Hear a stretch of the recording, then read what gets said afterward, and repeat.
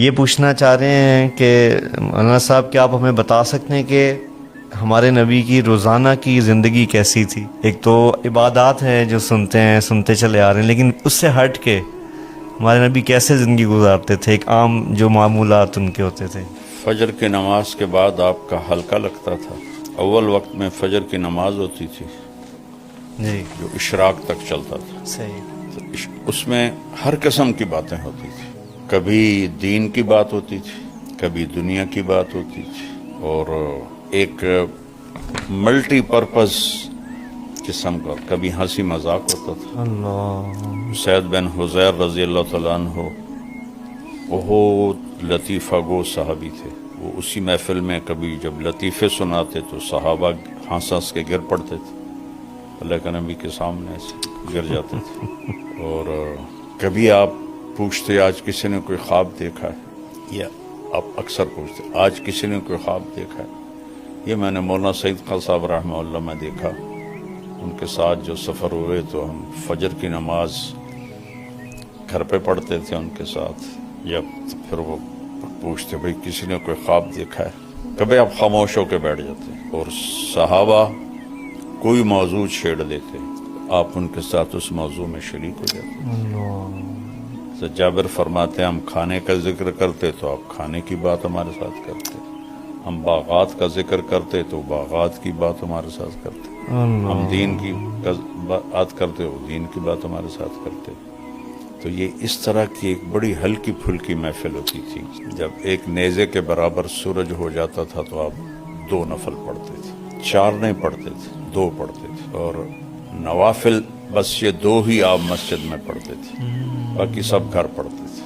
آپ کے نوافل ہمارے لیے سنت ہیں، یہ سارے آپ گھر پڑھتے تھے. اللہ. صرف فرض مسجد میں پڑھاتے تھے آ کر، یا پھر جب اعتکاف ہوتا تھا تو پھر وہ تو وہاں ٹھہرنا ہی ہوتا تھا. اس کے بعد آپ مسجد سے نکلتے اور ہر اپنی زوجہ محترمہ کے پاس جاتے اور ان کا حال پوچھتے، اور اس کے بعد آپ تشریف لاتے اس گھر میں جہاں آپ کی باری ہوتی تھی. وہاں پھر آپ تھوڑی دیر آرام فرماتے تھے.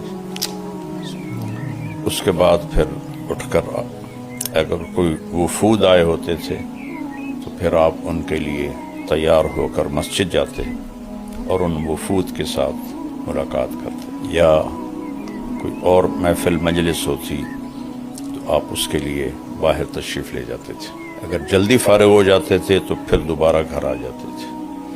جب بھی گھر سے نکلتے تھے مسواک فرماتے تھے، جب گھر داخل ہوتے تھے مسواک فرماتے تھے.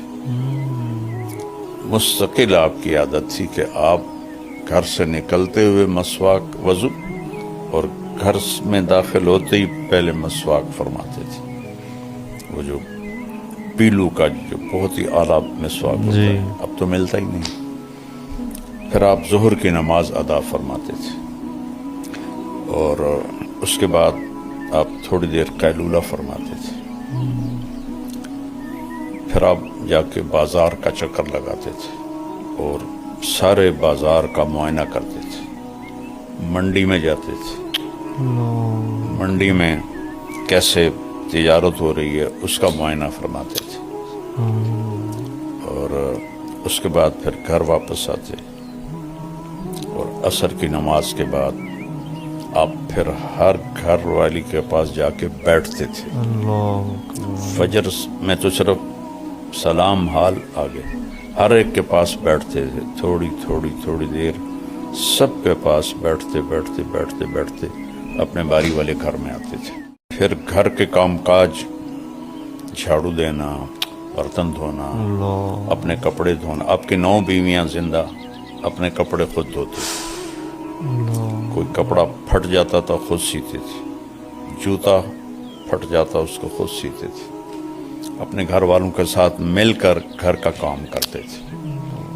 حضرت حسن نے پوچھا ہند بن ابی حالہ سے کہ اللہ کے نبی کیسے تھے؟ انہوں نے کہا دائم الفکر طویل الاحصا، لمبی سوچ اور لمبا غم. یہی سوال ایک صحابی نے حضرت عائشہ سے پوچھا اللہ کے نبی کیسے تھے؟ انہوں نے کہا کانا ضحاکن بسامن، بہت ہنسنے والے، بہت مسکرانے والے۔ جگہ کے بدلنے سے عمل بدل گیا۔ اللہ مسجد میں ہیں تو ایک ذمہ داری سر پر ہے، گھر میں آتے ہیں تو وہ ذمہ داری باہر، اور بیوی کے ساتھ ایز اے خاوند ہنس رہے ہیں، مسکرا رہے ہیں، گپے مار رہے ہیں۔ اور ایک ایسے نہیں کہ میں نبی ہوں اور بس وہ آگے بیچاری ایسے بیٹھی ہوئی ہوں، ایسے نہیں، بے تکلفی ہے۔ حضرت عائشہ نے حلوہ پکایا، حریرہ جو ذرا پتلا ہوتا ہے، اوپر سے حضرت سودا آ گئی۔ حضرت سودا نے اپنی باری حضرت عائشہ کو دے دی تھی، تو ان میں بڑی دوستی تھی، تو انہوں نے کہا سودا یہ میں نے حلوہ بنایا، کھاؤ۔ انہوں نے کہا مجھے بھوک نہیں۔ کہا کھا لو ورنہ تیرے منہ پہ مل دوں۔ انہوں نے کہا مجھے طلب نہیں، تو انہوں نے لپ بھری اور منہ پہ مل دی۔ اللہ کے نبی بیٹھے ہوئے تھے، سبحان اللہ، آپ نے حضرت عائشہ کے دونوں ہاتھ پکڑ کے کہا سودا چل آ، اس کے منہ پہ مل۔ حضرت سودا نے اٹھا کر ان کے منہ پہ مل دیا۔ اللہ یہ آپ کی گھر کی زندگی تھی۔ پھر مغرب کے بعد سب بیگمات کو وہاں بلاتے جہاں آپ کی باری ہوتی تھی، ان کے ساتھ دن میں 3 مجلسیں ہوتی تھی، فجر کی مختصر، عصر کی تھوڑا ٹائم، مغرب کے بعد پھر سب کٹھی اس گھر میں، وہاں جتنی دیر وہ بیٹھیں اس کے لیے کوئی ٹائم مقرر نہیں ہوتا تھا۔ پھر وہ ساری عشاء سے پہلے اٹھ کے چلی جاتی تھی، اب عشاء کی نماز پڑھا کے آ کے فوراً سو جاتے تھے۔ لا سمرۃ بعد العشاء، عشاء کے بعد کوئی مجلس نہیں ہے۔ اور پھر آپ آخری 3 پہر جب رہتے آپ اٹھ جاتے تھے۔ تہجد کا وضو آپ خود فرماتے تھے، مسواک فرماتے تھے، جس گھر میں ہوتے وہاں آپ نوافل ادا فرماتے۔